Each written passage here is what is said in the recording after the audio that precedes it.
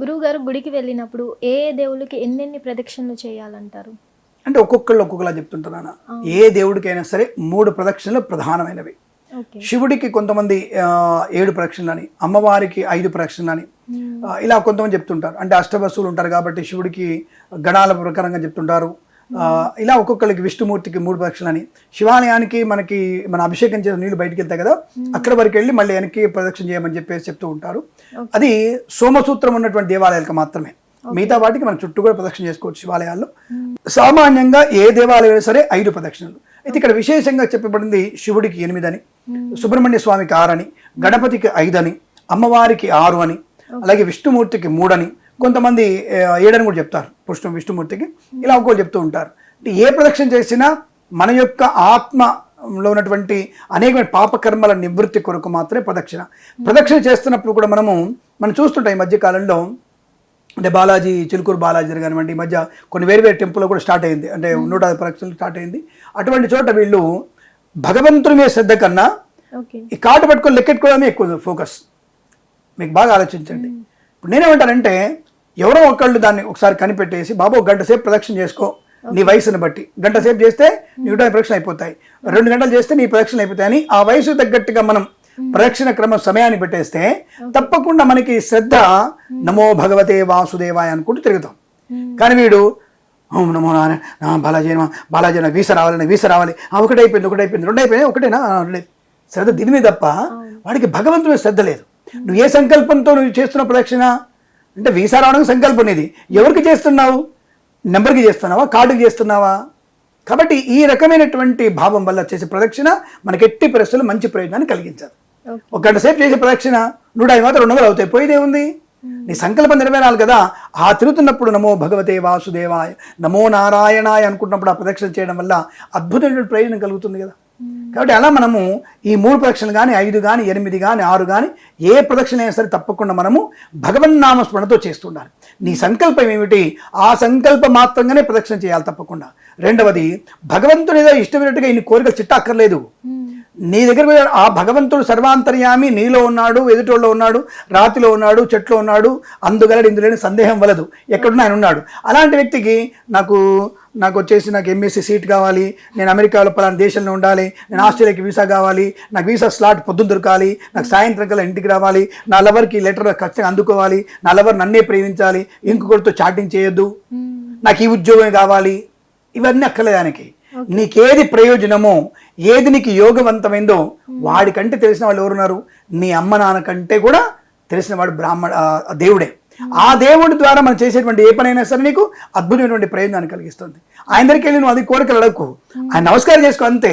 నీకేది ఇవ్వాలని తెలుసు. ఎప్పుడైతే నువ్వు మౌనంగా అదే ఆయన దగ్గర ఉంటావో, స్వామి నీకు ఏది నాకు ప్రయోజనం అనిపిస్తుందో అది నాకు ఇచ్చేయని చెప్పేశారు. నీకు సమస్తమైంది ఇస్తాడు ఆయన.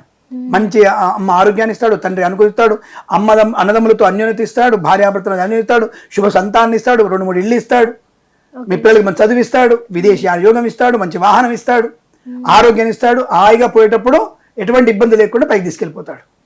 కాబట్టి ఇవన్నీ ఆయన దగ్గర ఉన్నాయి కదా.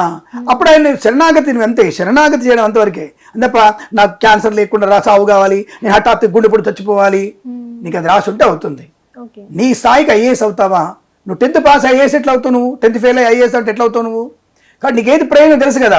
నువ్వు 10th ఫెయిల్ అయినావు, వెంటనే నీకు ఐఐటీకి వెళ్ళి పంపిస్తాను, నేను ఫిట్టర్ చేయరా, నువ్వు ఎలక్ట్రీషియన్ పని అని చెప్తాడు. నువ్వు ఐఐటీ చదివావు, నువ్వు వెంటనే నీ అంతరిక్షానికి వెళ్తావు, నీకు అంతరిక్షంలో రాకెట్ని తయారు చేయి అంటాడు.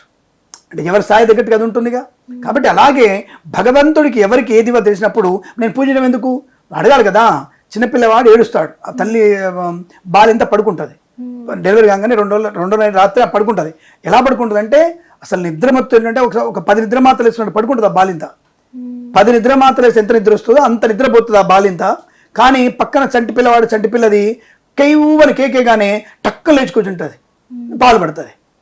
ఏమైంది అక్కడ, ఎందుకు పడింది అడిగితే అమ్మాయిని పెట్టదంటే అర్థం అదే. ఆ చంటి పిల్లవాడు పాల కోసం వేయడమే ఇండికేషన్. నిద్రమత్తులో ఉన్నటువంటి తల్లి అయినా సరే 1 సెకండ్లో మెలకు వచ్చేసి ఆ పిల్లవాడికి పాలు పడుతుంది. అదే మీరు పోయి బాలింత పిలపండి, ఏమ్మా అని తింటావా, ఏ అమ్మా లేమ్మా అంటే కూడా అంటే తప్ప లేవదు. చంటి పిల్లలు ఇట్లా కించి తేడు రాగానే విత్ ఫ్రాక్షన్ ఆఫ్ సెకండ్స్ లేచిపోద్ది ఆవిడ, లేచి వెంటనే పాలు పడుతుంది. మనం పిలిస్తే లేవదు, నువ్వేం చేసినా లేమ్మా అంటే కాసేపు ఉండమ్మా తర్వాత లేతాలే, మళ్ళీ గుర్రుపెట్టి పడుకుంటారు.